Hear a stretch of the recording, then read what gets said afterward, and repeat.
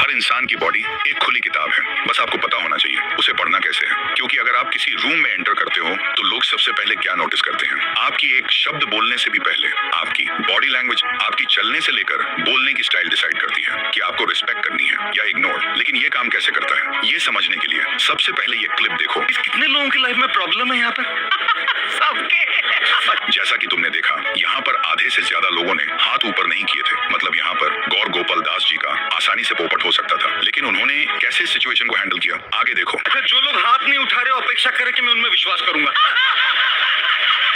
यहाँ पर इन्होंने अपना फेस एक्सप्रेशन और बॉडी लैंग्वेज नर्वस और वीक फील नहीं होने दिया, बल्कि अपनी स्पीकिंग एबिलिटी का यूज करके और भी ज्यादा पावरफुल, एनर्जेटिक और कॉन्फिडेंट होकर खुद को प्रेजेंट किया। और दूसरी तरफ जो अपनी बॉडी लैंग्वेज को पावरफुली यूज नहीं कर पाते, वो दूसरों के सामने नर्वस और वीक लगते हैं। इसीलिए इस वीडियो में हम हाई कॉन्फिडेंट और हाई स्टेटस लोगों की एग्जैक्ट हर एक पावरफुल बॉडी लैंग्वेज डिकोड करने वाले हैं, जिसे यूज करके आप भी इजिली खुद की एक पावरफुल और कॉन्फिडेंट बॉडी लैंग्वेज बिल्ड कर सकते हो, ताकि आगे से कोई भी आपको इग्नोर करने की हिम्मत ना करे। कमेंट में लिखो आई एम पावरफुल, क्योंकि आज से जिंदगी बदलने वाली है। और लास्ट स्टेप को मिस मत करना, क्योंकि उस स्टेप के बिना आप एक भी स्टेप को प्रॉपर्ली अपनी लाइफ में अप्लाई नहीं कर पाओगे। लेकिन उससे पहले स्टेप नंबर 1, वॉकिंग।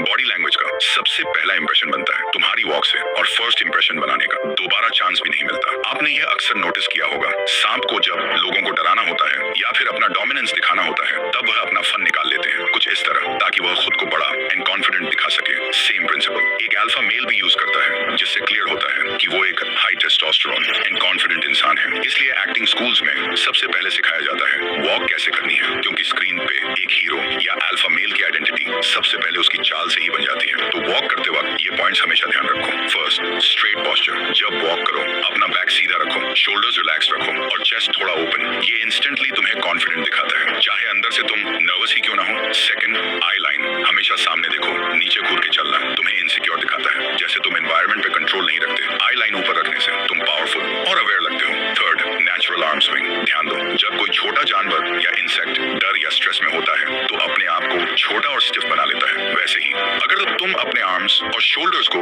बिल्कुल टाइट रखकर चलोगे तो तुम वीक और नर्वस लगोगे। हैंड्स को आर्टिफिशियल कंट्रोल करने की जरूरत नहीं है, बस नेचुरली हिलने दो, ना ज्यादा स्टिफ ना ज्यादा ड्रामेटिक। Fourth, walking speed. ना इतना फास्ट दौड़ो कि लगे तुम लेट हो और ना इतना धीरे कि लगे तुम्हारे अंदर एनर्जी ही नहीं है। बैलेंस्ड पेस रखो, जो दिखाए कि तुम अपने कंट्रोल में हो। जब तुम straight posture, relax shoulders, eye contact और नेचुरल रिदम के साथ वॉक करते हो तो बिना एक शब्द बोले लोग तुम्हें रिस्पेक्ट करते हैं। वॉकिंग छोटी सी चीज लगती है, लेकिन यही तुम्हारा पहला इंट्रोडक्शन होता है दुनिया के सामने। अब बात करते हैं वह मिस्टेक्स जो तुम्हें अवॉइड करनी चाहिए। फर्स्ट, झुककर चलना। जब तुम्हारा बैक बेंड और शोल्डर्स गिरे हुए होते हैं तो क्लियर मैसेज आता है कि तुम्हें खुद पे कॉन्फिडेंस नहीं है। Second mistake, hands in pocket. सोचो तुम किसी लड़की के पास जा रहे हो और तुम्हारे दोनों हाथ पॉकेट में हैं, तो उसके नजर में तुम इंस्टेंटली शाई, नर्वस और वीक लगोगे। कभी कभी कैजुअल लगता है, लेकिन ज्यादातर सिचुएशन में ये तुम्हें क्लोज्ड ऑफ और डिफेंसिव दिखाता है। Third, exaggerated movement. कुछ लोग वॉक में अननेसेसरी हाथ हिलाते हैं या ओवर स्टाइलिश बनने की कोशिश करते हैं। प्रॉब्लम ये है कि ओवर एक्टिंग तुम्हारा नेचुरल कॉन्फिडेंस खत्म कर देती है और तुम फेक लगते हो। तो बस याद रखो, सिंपल, स्ट्रेट, नेचुरल वॉक ही सबसे पावरफुल होती है। Step 2, standing.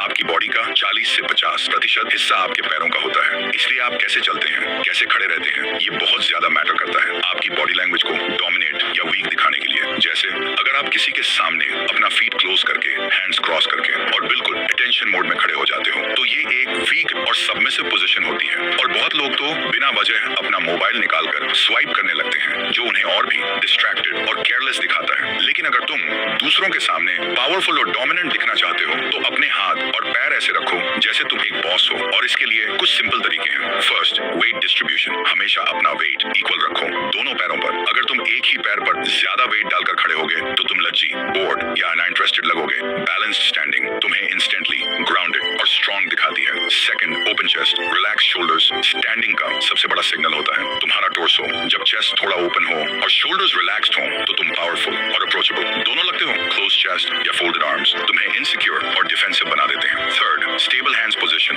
लोग अक्सर खड़े होते वक्त कंफ्यूज होते हैं, हाथ का क्या करें। सिंपल रूल, हाथ को नेचुरल रखो, या तो साइड में लूज या सामने लाइटली क्लास्प। अवॉइड करो हाथ को पॉकेट में डालना या बार बार फिजट करना, क्योंकि ये तुम्हारी नर्वसनेस दिखाता है। चौथा, हेड पोजीशन। जैसे एक बेयर खुद को बड़ा दिखाने के लिए अपने दोनों पैरों पर खड़ा हो जाता है, वैसे ही तुम भी हेड अपराइट रखो, थोड़ा न्यूट्रल टिल्ट के साथ, ज्यादा नीचे करना तुम्हें सबमिसिव दिखाता है और और ज्यादा ऊपर करना तुम्हें एरोगेंट। बैलेंस्ड हेड पोजीशन तुम्हें कॉन्फिडेंट और काम बनाती है। अब बात करते हैं कुछ कॉमन मिस्टेक की।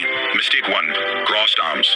ये सबसे कॉमन गलती है। जब तुम आर्म्स क्रॉस करके खड़े होते हो तो मैसेज जाता है कि तुम क्लोज्ड ऑफ हो या अपने कंफर्ट जोन में हो ग्रुप कॉन्वर्सेशंस में। ये तुम्हें डिफेंसिव दिखाता है। Mistake 2, shifting too much. लोग जब कंटिन्यूअसली एक पैर से दूसरे पैर पर वजन शिफ्ट करते हैं तो लगता है कि वो इम्पेशेंट और एंग्शियस है। याद रखो, stillness equals to confidence. Mistake 3, leaning on walls और ऑब्जेक्ट्स। किसी वॉल, टेबल या चेयर पर लीन करना तुम्हें कैजुअल और केयरलेस दिखाता है। ये स्पेशली फॉर्मल सिचुएशंस में अवॉइड करना चाहिए। हमेशा याद रखो, बैलेंस स्टैंड्स